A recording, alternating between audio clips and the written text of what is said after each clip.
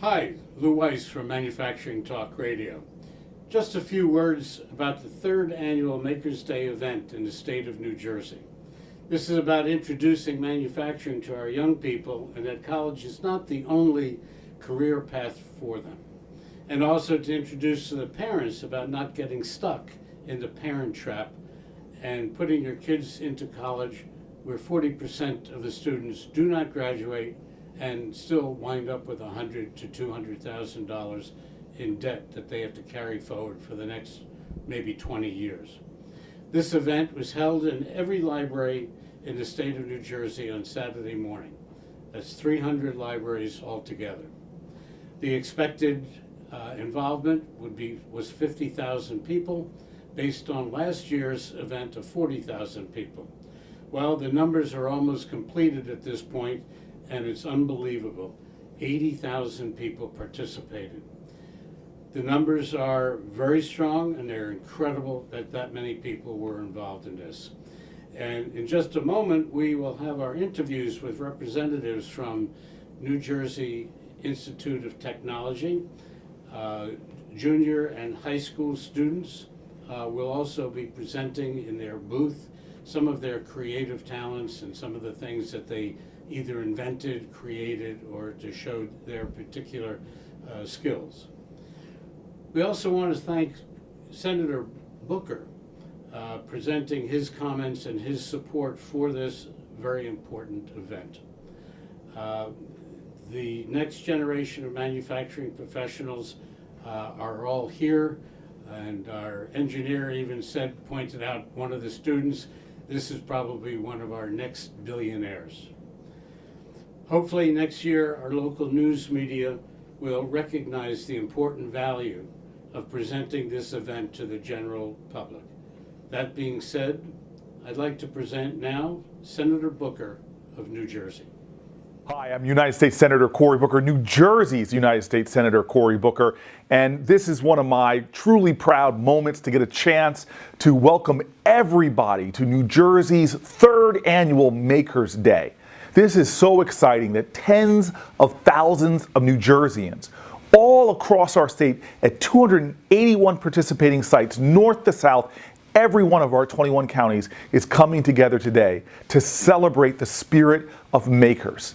This is exciting that young and old, people of all ages are participating and being engaged in what is a profound American tradition. And in fact, here in New Jersey, our state has led the globe as makers.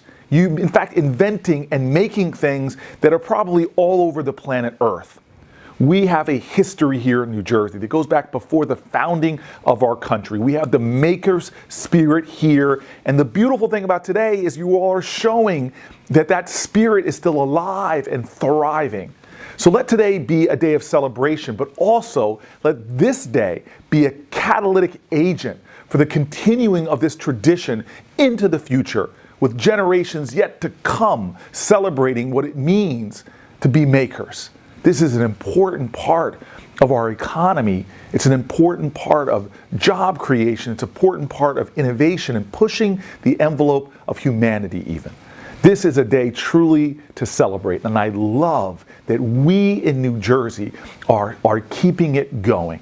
So my best to everyone who's participating, everyone who's a part of this rich tradition, and I hope that you all have an incredible day celebrating makers. Good morning, everyone. This is Lou Weiss from Manufacturing Talk Radio. This morning we have a very special event, and we are at the Hillsdale Free Library in Hillsdale, New Jersey. There's a special event throughout the state, actually. 300 libraries are displaying products that are being made by children, and the whole point of it is for children to be introduced to the idea of creating, using their hands, using creativity, their imagination, and maybe even look into later on in life to manufacturing.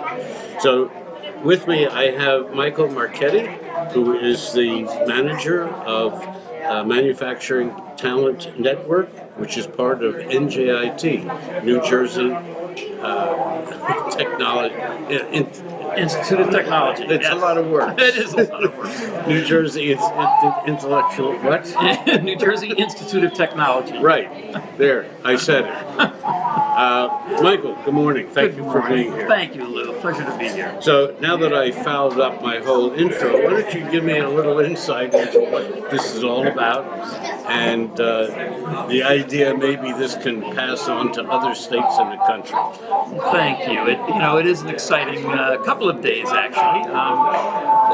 The initial New Jersey Makers Day was kind of a spontaneous combustion several years ago.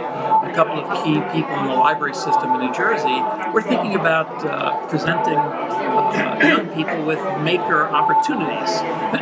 And Doug Baldwin was the gentleman out of Piscataway Public Library who really brought this thing statewide with the close partnership of other library personnel such as Dave Franz, who you'll be meeting, and he's the director here at the Hillsdale Public Library. So initially, the first year it went statewide, there were 150 locations, and about 15,000 people attended.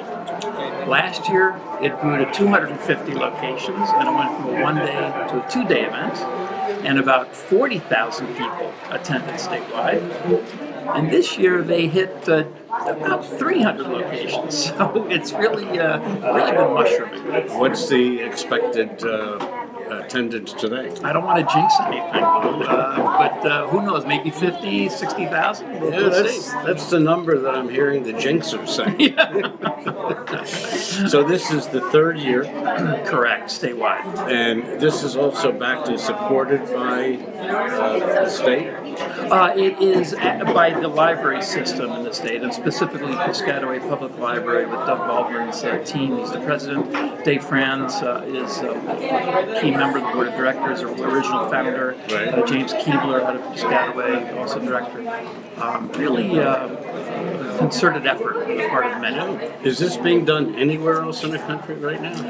That's a great question.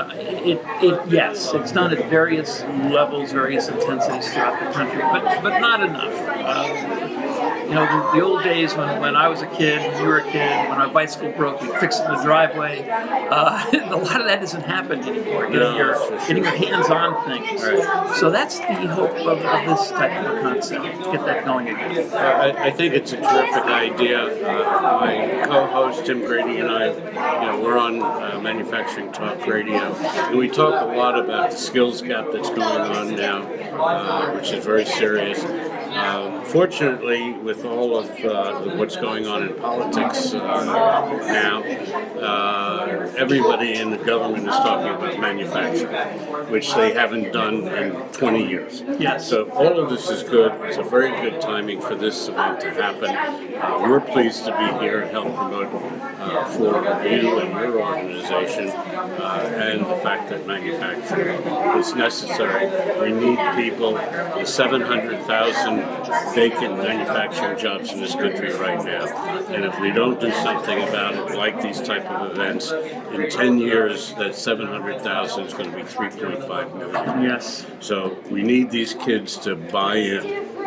Absolutely. And the parents. And particularly the parents, because I refer to it as the parent trap, where the parents want their kid to go to college, of which 40% never graduate, and they still wind up with a $200,000 debt that takes 20 years to pay off at 8-9% interest.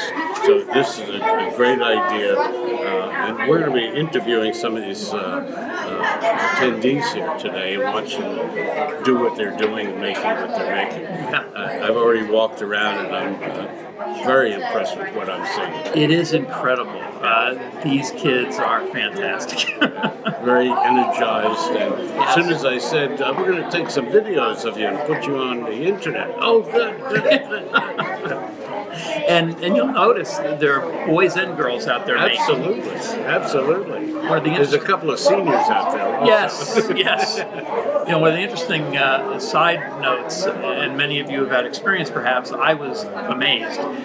When you put a bunch of Legos in front of boys and girls, the boys will tend to build robots and laser guns and all this really cool stuff, and girls will tend to build things that help people, like prosthetic limbs and hands that articulate.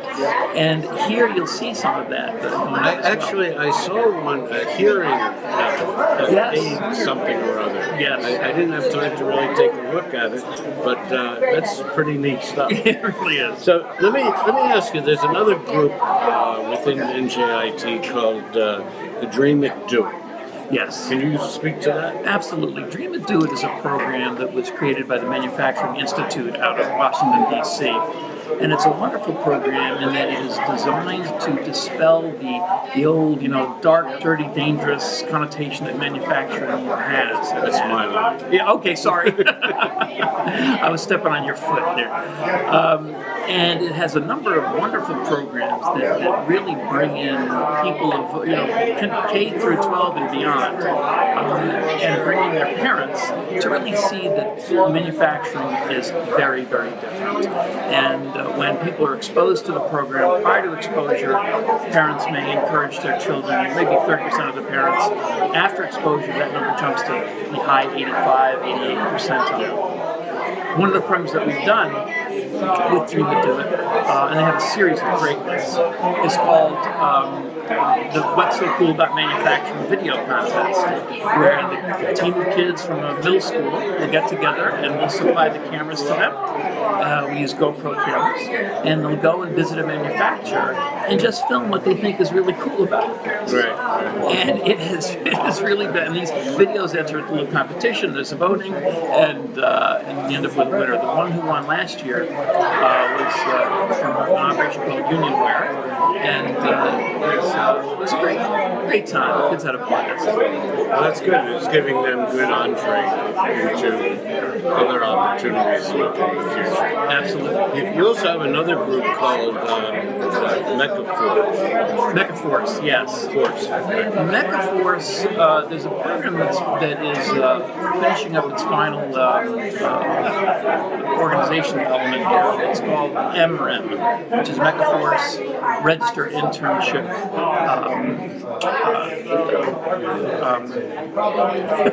Registered Internship Manufacturing. Sorry, not at all. And the Registered Internship Manufacturing program is one that's designed to really get manufacturers to be involved in their own destiny in terms of getting people who know how to be manufacturing employees. And it's an internship program that conforms to the requirements of the Apprenticeship USA program, the federal program. And we're looking at people who are high school students, graduating high school, Generation X's, millennials, and getting these people involved in learning manufacturing in a structured way. It involves a defined number of hours where you work for the manufacturer in conjunction with a defined number of hours where you get external formalized education from a college, university. We have some manufacturers lined up. We're ready to begin this program very shortly, and NJIT is proud to be a sponsor of this and help with the mechanics of organizing the program. So a lot of these small manufacturers don't have IT departments, don't have HR groups, and NJIT is stepping up to perform those functions to really be the lubrication to the system. Well, if Manufacturing Talk Radio can be of any service to you, you can always call them. You guys are great. You're a major cheerleader here in the state. Thank you. The other events that we're going to be doing today is about to start. So yes. I appreciate your time. And thank you very much. Absolutely. And I'll meet you later. We'll build a kaleidoscope together. Yeah, that'd be nice. Okay. Thank you.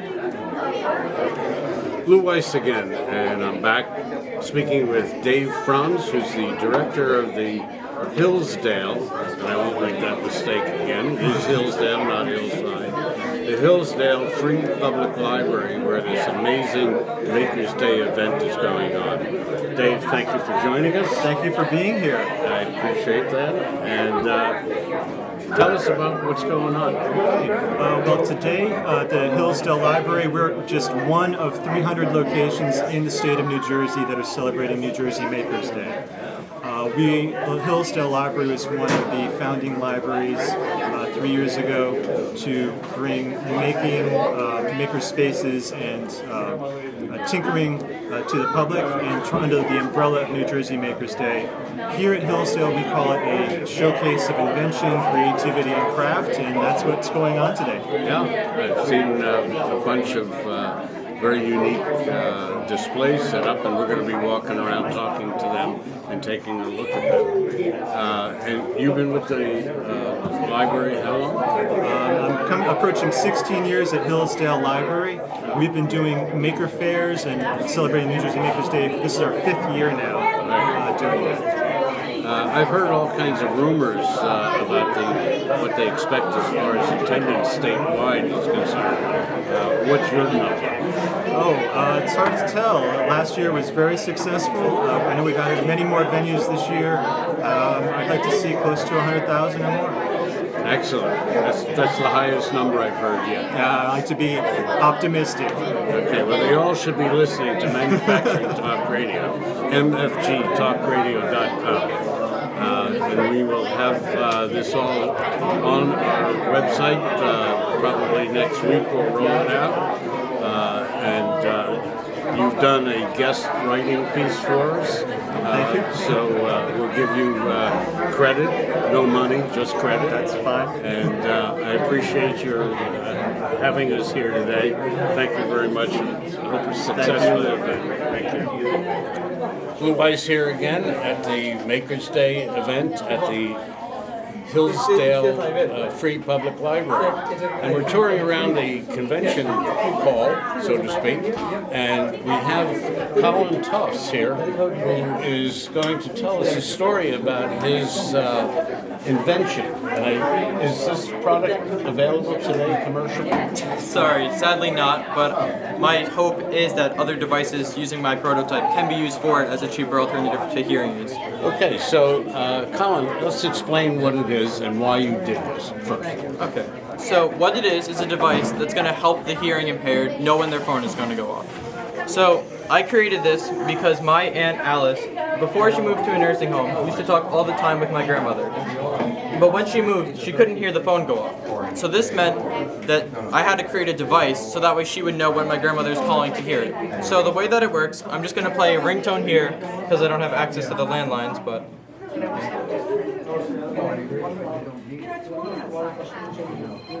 Is that Aunt Alice over there? Yes, that's me. So,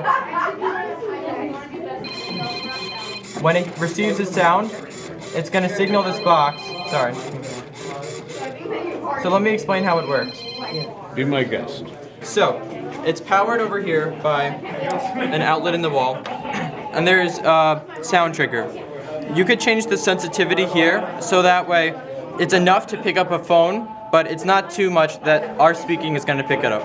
So in a sense, it becomes modular to any type of phone that you want to use. Then the wireless transmitter transmits it over to this box, a signal, that once the sound is playing, and it's powered by a 9-volt battery, it's going to be sent off to a servo and an LED. But an important part is the pulse, because the pulse allows the servo, unlike a motor, to alternate between the two positions, and the LED is going to blink.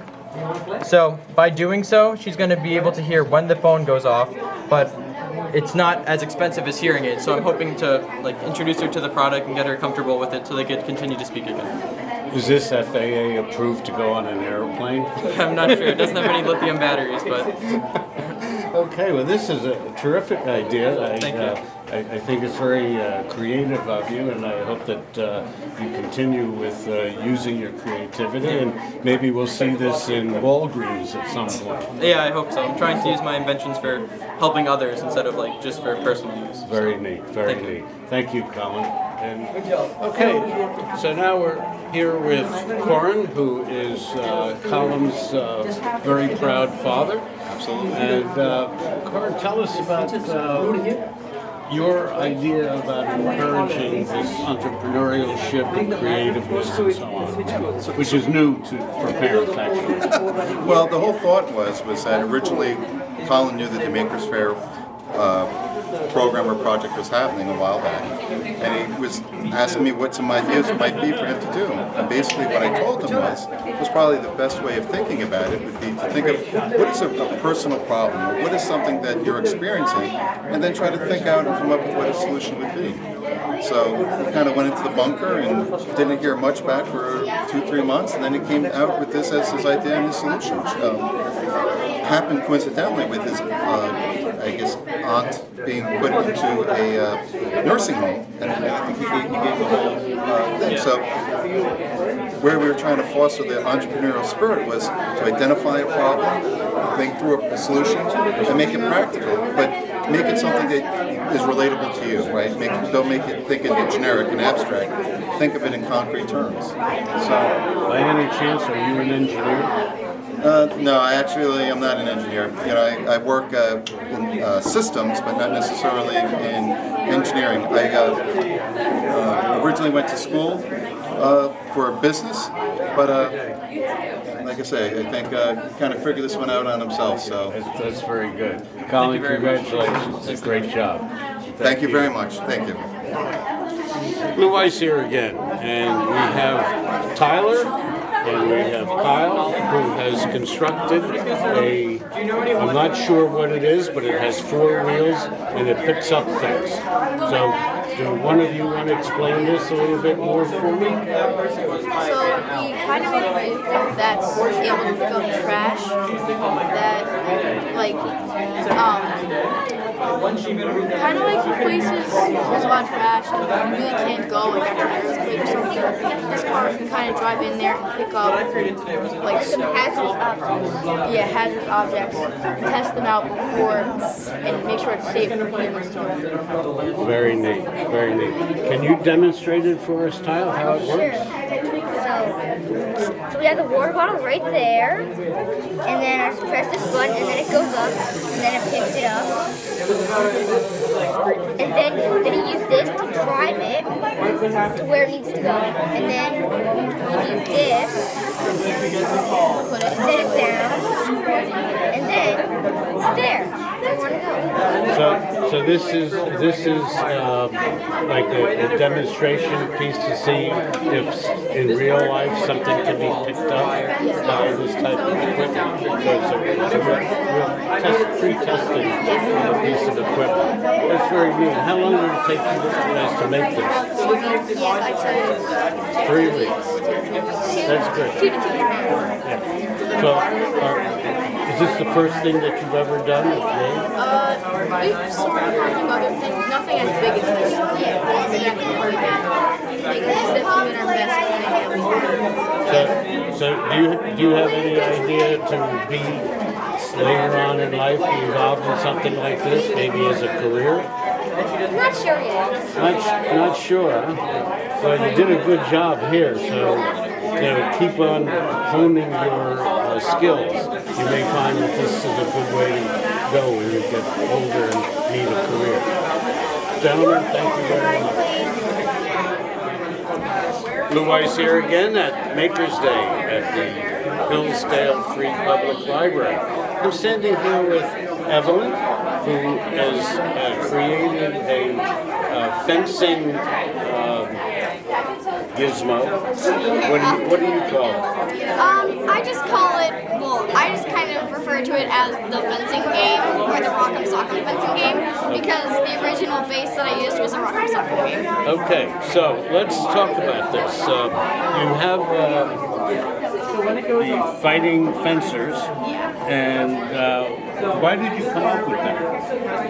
Because I wanted a way to kind of express fencing, because not everyone really knows about fencing. That's true.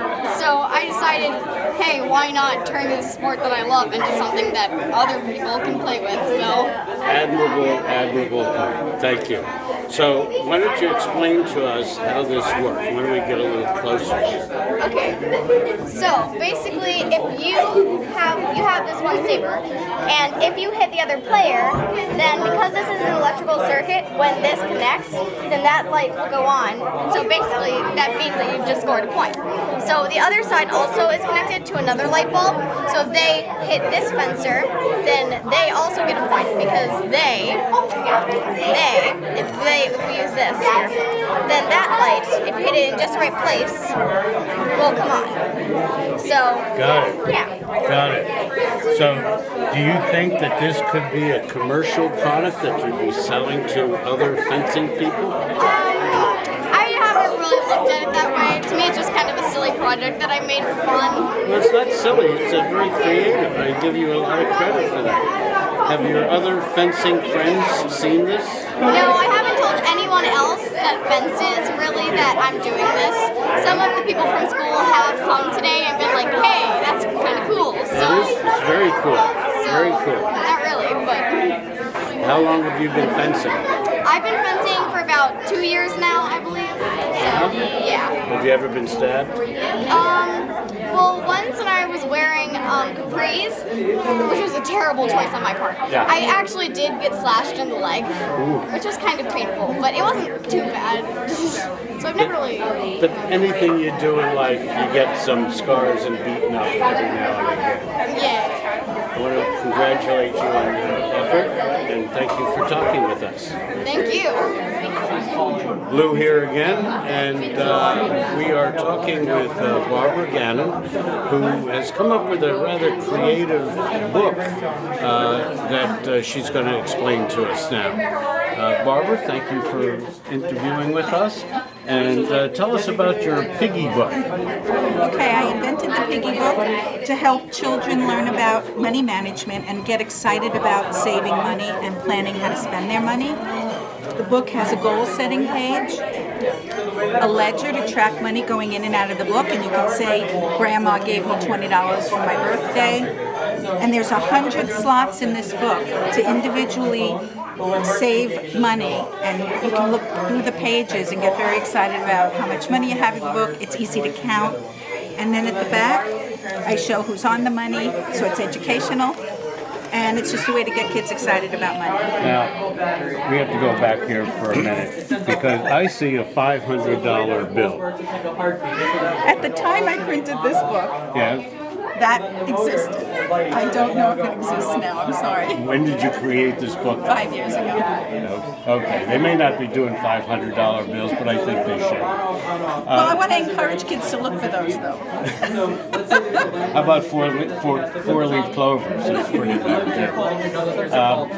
So, are you selling the book? Yes, I sell them online. I have a website, www.mypiggybook.com. People can go on there and order it. And I also have it, happens to be in Ridgewood right now in Bookends. They took a copy of it on consignment over there. And then sometimes I'll take it to fairs around holiday time and I'll set up a booth and try to sell it. So, have you introduced this at all to any of the school systems? Yeah, you know, teachers and principals get very, very excited when they see it. But they tell me if I was going to come in to speak to a class, I couldn't even mention the product because it would be considered solicitation. So I offered to just give 100 books to the local school system. I'm still waiting for them to take me up on that offer. But kids, teachers do jump at that? I don't know why. I think they were busy or something. But teachers do get very excited when they see this because it's part of the curriculum now to teach children. In different grades, they teach different aspects of money management. So they think this is a great tool. What grade range is this for? I suggest from 5 to 10 years old is the actual prime time to offer this to a child, but I have teenagers that are using it. Very good. Barbara, thank you for interviewing with us. And good luck with the book. Thanks so much. Okay, Lou here again, and we have Isabella, who you can tell is a girl, and she has an interesting product that she's making. I don't know if you can see it yet. It's a stress ball. Am I correct? Yes. Okay, so she's going to demonstrate it, but first tell me what a stress ball is. A stress ball is something that de-stresses you, that because stress can cause heart attacks and lead to early death. So I decided to make that so people can be safe and stay healthy. So you're doing this to help people. Okay. Well, why don't you show us how it works? Okay. So first, you're gonna take some cornstarch. You have to eyeball the cornstarch, kind of.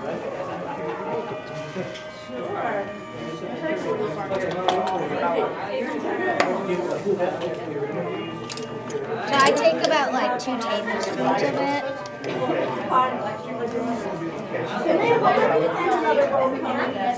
And what is that? That's cornstarch.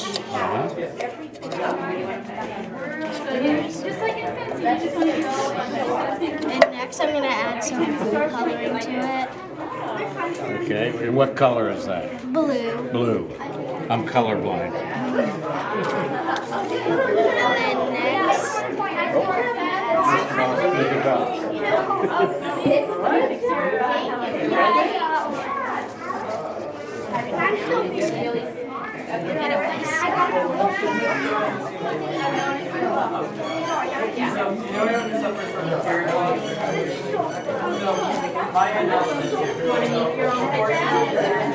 and I think I'm gonna add some more cornstarch, so it's a little more thicker.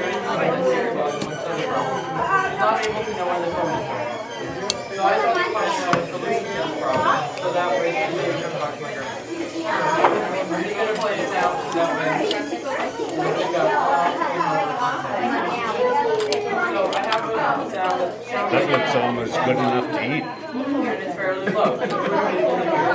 It is non-toxic, so You know, there are very few blue foods. Yeah, really. There's blueberries. And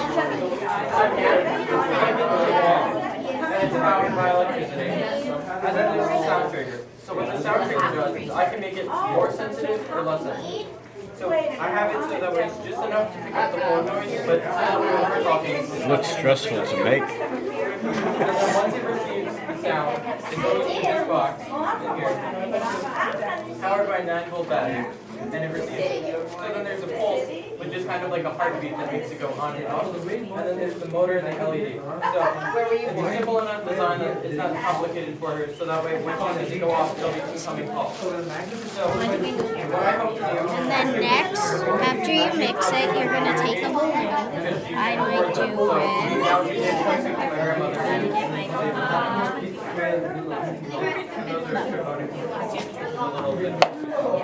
I'm gonna put it over the funnel. How clever. I would have never thought of that.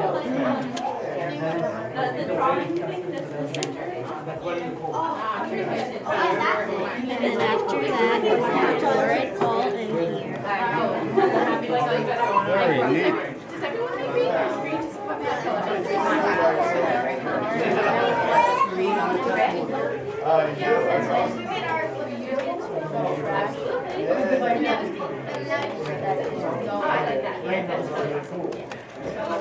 And whatever didn't get in, it's not sticky, so you can take your hands in with it.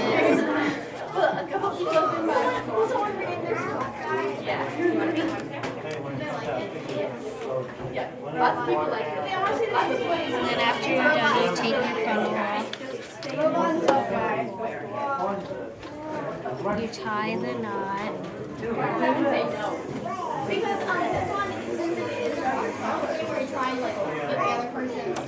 And And then voila, you add a stress ball. Can I try it? Sure. I feel very stressed.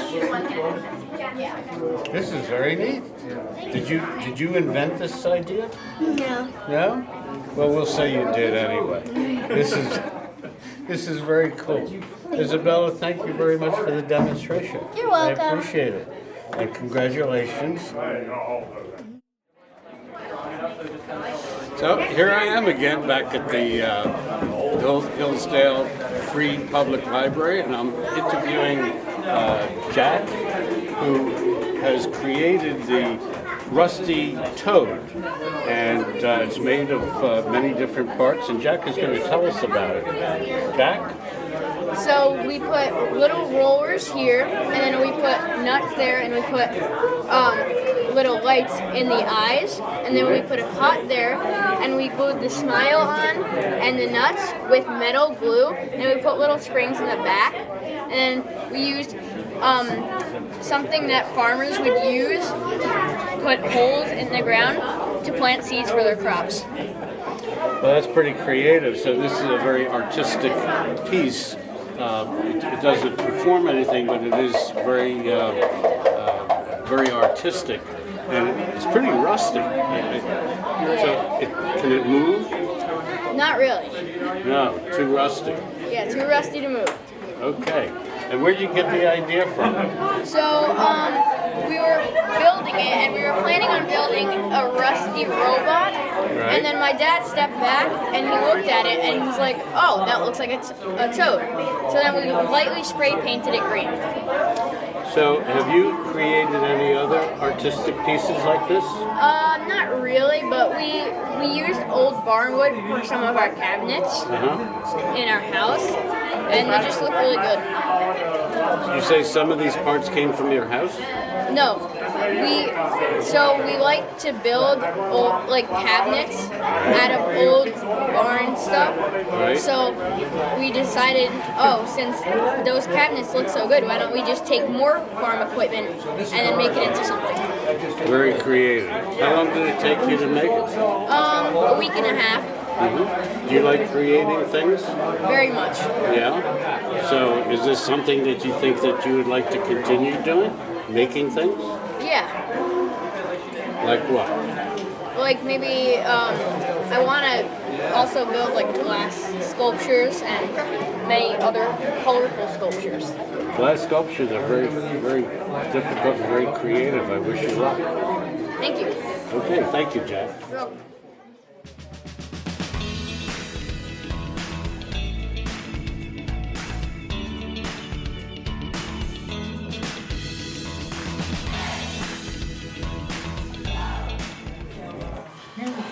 Lou here, and we're down with Hudson Valley Wood Turners, and they have a shop set up in the basement of the Hillsdale Free Library.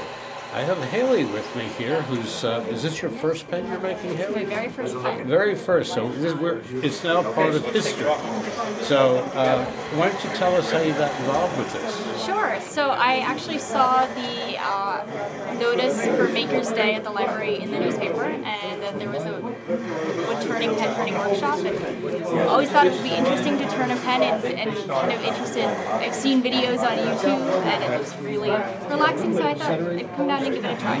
That's very neat. Do you have interest in pursuing something in creative, artistic, manufacturing area? Absolutely. I'm definitely, I love making things. I love designing, creating beautiful things. Very, very worthwhile cause.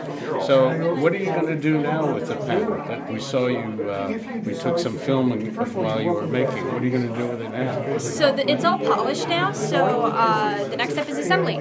So I've got my assembly kit here, and I guess we go through and put in the bit and or the nib, and I end up with a finished pen. And it's ready to go. And it's ready to go. Does that have a clip also? It does. It does. Yeah. Okay. Can we see how that all goes together? Absolutely. I'll be happy to hold whatever you want.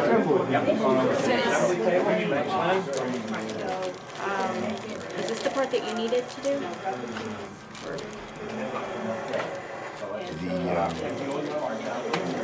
That's the part there. All right. Yeah. What we're going to do is we'll put the clip on it first, Okay. and it'll be over in the area there's a pen press. Okay. And what you look at is, with the top of the pen, look at the grain, Okay. see if there's something that you want to hide or something that you want to emphasize, Okay. and that's where the clip will go. Got it. is a piece that so you decide where you want that clip to be. Art assumes that work. I think I'll put that right Okay. right around there. All right, let me take that other plastic bag if I may. All right, you need to go over to the pen press now. All right. Push it in, Got it. because it goes in by friction. Okay, well, we're going to be walking now. So, again, congratulations on your first pen. Thank you. And good luck. Keep up with your dreams. Thank you. Well, Lou back again. I hope you enjoyed the event as much as we enjoyed doing it. It was really quite incredible talking to the kids. They're really excited about the things that they invented and created, and we particularly enjoyed the young woman who was making her first pen out of wood. And if you remember from her interview, and I asked her, is she planning to go into manufacturing, and she definitely solidly wants to be in manufacturing. And a side note, the boy who made the frog out of old farm equipment actually won an award for the most creative sculpture that was presented at the Hillsdale Library. So until next time, again, I hope you enjoyed it. Tune into mfgtalkradio.com and listen to our show weekly. We also have 200 podcasts that go back to 2013. So keep listening, run up our numbers, and we'll be around a long time. Thanks a lot for listening.